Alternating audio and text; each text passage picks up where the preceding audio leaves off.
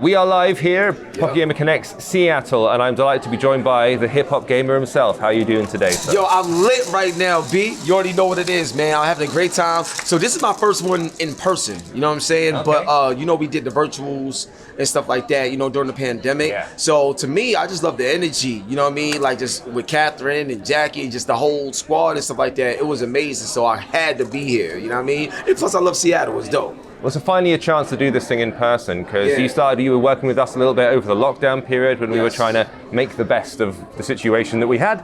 But now this is a much better setup. And what have you been doing, like floating around the last couple of days? So there's this one company called Hash Games and stuff like that. Fire. Hash Games was fire. And I love the fact that they had the educational side to it with the AIE. So that was really, really dope. And then there's another company called Zebedee, where you can play games and earn Bitcoin. And I love learning about what they got in place, because what they got in place is something that's game changing. Like the stuff that they're doing now, 3 to 4 years from now, people are gonna be trying to catch up and do. So they definitely ahead of their time, and I love being ahead of my time. I like being the leader in everything that I do. So that was great. And then just the people and being on the panels and talking with the audience, all of that stuff was incredible, because to see people come back, oh my gosh, they are extra excited. So that makes me even more crazy, and my energy is already on 1,000. So I had a great time, man. It's a humbling experience to be back. Real talk. What does get you excited then? Because it's not just playing the games in and of itself. Some people, that's where the interest ends. Like, you know, they're an Overwatch person, they're a Counter-Strike person, and that's their vibe. They're not really interested in what goes on behind the scenes or the business stuff. Gotcha. Do you take an interest in pretty much all of it? Or like, all of it. Yeah? All of it. I'm a part of all of it. Like, this is my culture, bro. So I'm involved in everything, and I'm disciplined enough to learn about so much so I can bring value in every area. So I'm not someone that you could just say like, oh, he's an influencer, so just let's use him for that, and that's it. It don't matter what it is. Whatever's moving in the culture of gaming, I'm in the position to touch it and bring value to it, period. So I made sure I strategize my business and just me and my knowledge along those lines. So that's the first thing, right? Then the second thing I would say that's very important, but my grandmoms, you know what I'm saying, rest in peace. Everything ties back to my grandma, because she taught me how to play games when I was 4. So now it's my career and what I do today. So everything that I do, like, it has like a different sentimental value to it. So anybody that ever helps me, everybody that I talk to, anything that we generate experiences with, it just brings me back home to grandma, you know what I mean? So I am like just still blown away by the fact that we're back. But now that we're back, we just want to get better, period. So big new trends. A lot of stuff that's been happening in the mobile space has been based around, like, there's the idea of a play to earn business model, right? Yes. You've got NFTs becoming kind of a controversial thing, but some folks like Freeverse over there are trying to build them into evolving and living NFTs. Yes. What's the thing that you've seen that's gotten you the most excited over the past couple of years? Like, what's the new thing that you thought, yes, this is where we're going? That's interesting. So it's a couple of things, actually. So one of the things that got me very excited was the developmental tools just in the game development overall. So like when you see stuff like Quixel and Unreal Engine 5 and stuff like that, just the technology and how it's cutting a lot of time so that now you can do things and be more effective and more efficient with game development. That right there is great, because it's blurring the line between AAA and independent. So now, even if you're an independent developer, you can still compete on AAA levels because of the tools that's there. So I love that, because it's kind of like balancing the playing field when you may not have the money to compete, but you got the skills to compete. So I feel that's where Unity like helped out a lot of people, where it was accessible. Yeah, absolutely. So I love seeing that. So that's one, because that's only going to get better, and then the real talent is going to start to shine more. So I really love that. The second thing I would say about the industry is the overall business model. So I understand subscription services and things of that nature. We see Xbox Game Pass, PlayStation Plus, blah, blah, blah. But what I'm more interested in is what you was talking about earlier with like the play to earn and how more valuable games are becoming.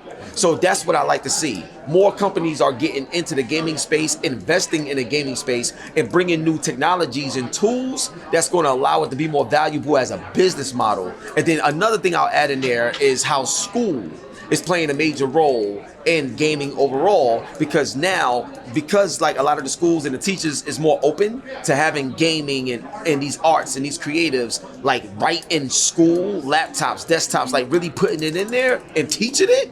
Now you're going to have more people growing up with this being the norm, which tells me in the next 10 years, things that we've been fighting for the longest time is going to start to become more normalized, which means it's going to be more valuable, and we all get a chance to share in that pot. So yeah, I think it's fair to say that all the kids coming up nowadays, it's just like they know this stuff better than a lot of their parents do by the age of 2. Like it's a natural thing for them. But with the play to earn thing, which I found really interesting, which is some people have pushed back on it for reasons that I feel are kind of understandable, where the idea for a lot of people is games sit in this entertainment space for them. They're a place where they want to go and relax, or they want to get away from things like dealing with spreadsheets and financial issues and their job. And the moment you start putting that stuff in games, you run the risk of turning a game into a job. Do you feel like there's some kind of conflict there and you have to deal with it just right to make it sit well? Yes, you have to deal with it just right. So the thing is, anytime there's an opportunity to make money, you got a lot of people that don't care about the culture at all.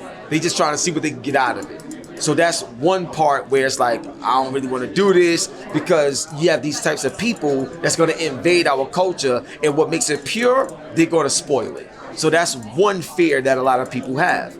Then another thing is, like, on the flip side of that is, like, there's people out there right now that's making a living playing games, and they're paying their bills and getting groceries and like even outside the United States. So you got to see the good in it as well. You can't just say we don't want it just because you don't understand it or know how to use it, because a lot of people are still testing the waters. You know what I mean? So I feel like now we're at a point where the more people learn and understand the balance of having an actual great game, and you can actually merge it with the NFTs, and you can merge it with the metaverse, and you can do it in a way where it's respectable and it's valuable for everyone that take part, then, and the thing is, you're going to get a lot of failures before you find that right one. But the great thing about it is we're on the brink on finding that right one fast. So when we find the right one or the right company that do it and knock it out the park correctly, now we got the blueprint. Now we understand how to build it the right way, and now we can build on top of that correct way. So I just think people need to be patient, give it a shot, and learn. Like, don't just look at something and just say something because you heard somebody else say it and you have no knowledge of it for yourself. Because the very thing that you're saying is bad is also the very thing that's saving a lot of people's lives. You understand? So you got to take the good with the bad, but when you learn it and understand it, then now you're going to change the narrative on how impactful it can be. And that's what I'm looking for. Well, I think the term gaming has become a little bit stigmatized recently in a different way. Originally, like back in the late 70s, early 80s, it was seen as a kind of a fringe thing that was done by a bunch of people, and there was nowhere near the mainstream coverage it now has. And it's now, mobile alone is a $93 billion a year market. It's crazy. But what do you think, even to this day, what's the biggest misapprehension people have about gaming and gamers? Do you still find it difficult to communicate the value of it to people who are maybe outside the space? Absolutely. So there's a difference between people that play games versus somebody that's a gamer. See, when you're a gamer, you understand the layers. So if you want to be an animator, we need that. You want to be a writer, story writer, we need that. You want to make music, we need that. There's so many layers of careers in the gaming space that can be valuable to your livelihood. So that's one thing that's not talked about enough. You know what I'm saying? Then the second thing is, in terms of gaming, how it makes you feel. So let's say you got somebody that's in a wheelchair, but they can run and jump and fly when they're playing the game, and they could relate to that in a different way because it's an escape for them. You know what I mean? That's the second thing. The third thing, we always have these conversations about mental health. And if you play a game like Psychonauts 2, you'll see that, wow, like this game touches on it in such a way that I never thought a game could. So if you're not a gamer and you don't understand the culture and how everything is made and built, then you're going to immediately dismiss it because you don't know what you talk about. That's why I don't listen to those people, because they don't know what they're talking about. Now, if you want to take it on the flip side, when it comes to another, like gaming being stigma, because gaming makes so much money and more people are starting to see more people make money and it's getting more common, and you seeing articles about like Ninja, the articles about Booger and all this millions of dollars being made and blah, blah, blah. Now everybody want to pay attention. So if you're geared and fueled by so much money, and now it's so all of a sudden okay for games, it's still a problem because you don't know what you're talking about. So I think more people need to understand what gaming is, what it does, and the nature of the culture. When they understand that and they get it, then it won't be so stigmatized because now they actually understand what it's for.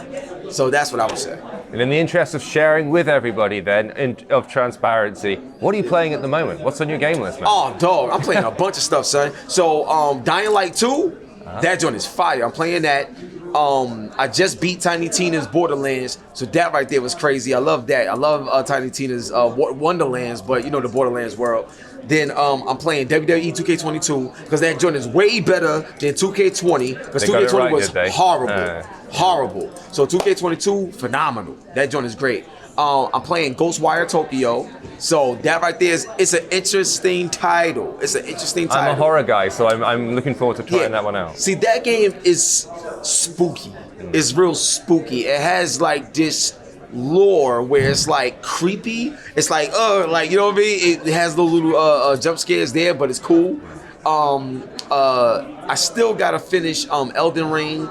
And what else was I playing? It was another game that I was playing. Oh, this game called Chorus. So it's a flight. So I just had Tom Cruise on my show, right? So you know Top Gun and everything. Yeah. And Chorus is a flying game, and that game is fire. So like, you know, flying, Top Gun, all this other stuff. So I just recently started playing that on my show. So Chorus is phenomenal, and like the gameplay, it's hard to do piloting controls. Chorus knocks it out the park with the controls, bro. So yeah, that's just a few games I'm playing right now, son.